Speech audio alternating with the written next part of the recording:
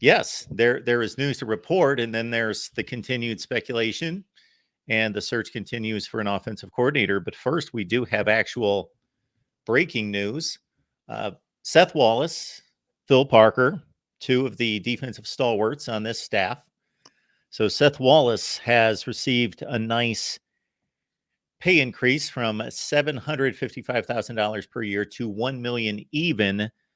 Maybe more importantly, and something could possibly be read into this, also the title change or addition of assistant head coach. And I don't think, just for the record, I don't think people should read into that at all. And the reason, and I'll explain why. It's been widely believed for a while that Seth Wallace would be the next defensive coordinator at Iowa. He is not the head coach in waiting, based upon the fact that he's been named the assistant head coach. That's my take on this. Not to say that he might not one day be the head coach at Iowa. Maybe LeVar Woods one day is the head coach at Iowa. My reaction to this is based upon what I know to be true and what other people in the media know to be true, that Seth Wallace has been pursued by other schools. And so you have to figure out a way to give him a pay boost in order to match what other schools are probably offering, positions and money, etc. So in order to give him a substantial pay boost without maybe further explanation, I guess, is to give him a promotion, give him a title. I don't think his duties are going to probably change at all. I mean, he's still going to be a linebackers coach. He's going to be the assistant defensive coordinator. I mean, unless he's bringing bagels to Kirk's office every morning, I don't really think the fact that he's the assistant head coach means a whole lot.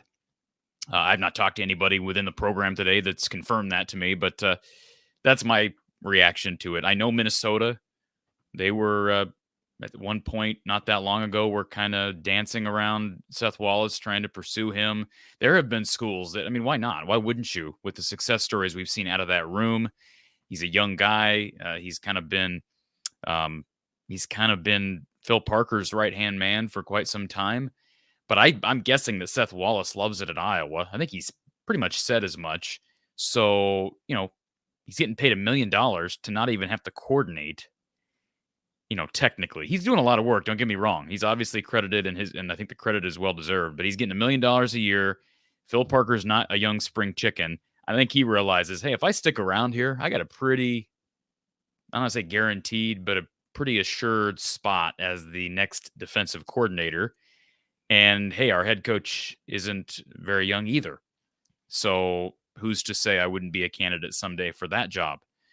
That's my way of reading into this. I think this is more so salary, and Iowa needed to. That's over 30% salary increase. That's significant. This is a rare situation at Iowa in another way. So we've got a defensive coordinator who it's easy to make an argument as the best in the business. We have, if we go through each position coach from defensive line all the way through the secondary, how long have each one of them been on staff and with Phil Parker? Roughly. That's a good question. Seth Wallace, I'd have to go back and look at Seth's journey. I know he was here through the Josie Jewell era, the Bo Bauer, Cole Fisher, those guys. I was actually thinking about that because I cut a video that's I think it's scheduled to go up here in a few minutes. But I'd have to go back and look. He has climbed the ladder, I can tell you. Let's see. Let me find this. You're probably doing the same thing. So while you're looking for this, yes, I was. While you're looking for that, it was just my thought that they're in a situation where I'm sure someone like yourself, I wouldn't be able to make this distinction. I know how well the defense is performing overall. I watch half the games roughly, probably more than that. And so I've got more of a treetop view of this defense. But it just appears as though, why would you not say, okay, we've got the best defensive coordinator in the country. We are happy with our line play, with our linebacker play, with our secondary play. What can we possibly do to keep this together as long as possible, which is a difficult task because coaches leave for two reasons. Either they're not doing their job and you need to get them out, or they're doing it at an excellent rate and they are hot commodities to go elsewhere and advance. Seth Wallace was added. So he was a GA back in the like 2006, 2008, according to what I'm seeing, but he was actually added to the staff, full-time staff in 2014, coach linebacker starting in 2016, was named assistant defensive coordinator in 17. You're absolutely right. I think most would say that defensive line play has been very good under Kelvin Bell. But linebacker play has been better. Not that you're comparing the two, and not that Kelvin Bell won't get a pay increase. There's been talk over the last season or two that perhaps assistant defensive line coach Jay Neiman might be walking away. Both his kids, Ben and Nick, are playing in the NFL now. Jay came over from Rutgers kind of late in his tenure and got to coach primarily Nick. And, maybe he's at the point where he wants to walk away. If that happens, they're probably going to hire somebody else they're going to fill a spot somewhere, but it might not be assistant defensive line coach. So might they give Kelvin Bell a significant increase at that time? I think that's possible, maybe even probable. But Seth Wallace, I think, too, the other part of this is what we don't know what's going on behind the scenes as it relates to other schools getting involved. I don't think other schools are trying to poach Kelvin Bell like they've tried to poach Seth Wallace. And Phil Parker, he's had plenty of opportunities to go other places this offseason. He's had opportunities to go other places. I don't think he's interested in that.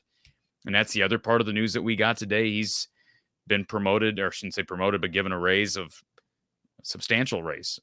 What was he making prior? Like 1.2 million. He's making 1.9 now, I think. Yeah, I saw 1.4. 1.4. Okay, but think about that raise. That is, and deservedly so. The market should dictate that.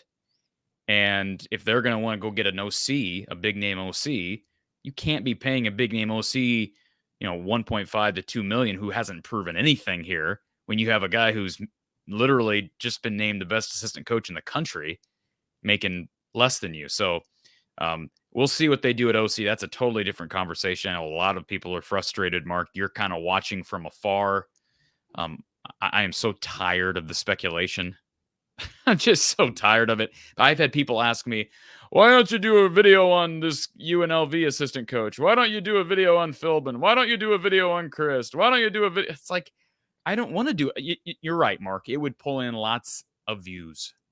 But at some point, I get tired of talking about rumors that I don't even know. Some of these rumors, I don't even know where they're getting started. Like the UNLV thing, I've been told there's little to no truth. And I say little because I guess there's always a chance that Kirk has contacted this guy and we just don't know about it. But I think a lot of these rumors get made up on message boards and social media.